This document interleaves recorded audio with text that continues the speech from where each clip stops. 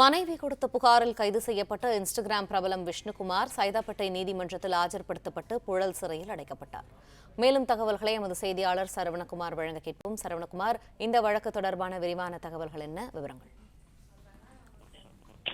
பிரபலமான ஒப்பனை கலைஞரான அஸ்மிதா என்பவருடைய கணவர் விஷ்ணுகுமார், இவரும் இன்ஸ்டா உள்ளிட்ட சமூக வலைதளங்கள்ல பிரபலமான ஒரு நபர், அவ்வப்போது சர்ச்சைகளில் சேர்க்கக்கூடிய ஒரு நபரும் கூட. இந்த நபர் மீது அவருடைய மனைவி அஸ்மிதா விருகம்பாக்கம் மகளிர் காவல் நிலையத்துல ஒரு புகாரை அளித்திருந்தார். அந்த புகாரின் அடிப்படையில் அவர் மீது ஒரு 7 பிரிவுகள்ல வழக்கு பதிவு செய்திருந்தார்கள்.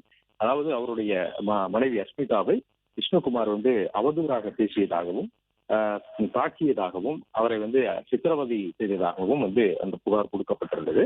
அந்த புகாரின் அடிப்படையில் தான் அவர் மீது வழக்கு பதிவு செய்யப்பட்டு நேற்று கைது செய்யப்பட்டார். கைது செய்யப்பட்டு அவரிடம் விசாரணை நடத்தி வாக்குமூலமும் பெறப்பட்டு சைதாப்பேட்டை 23வது நீதிமன்ற நடுவர் முன்னிலையில அவரை ஆஜர்படுத்தினார்கள்.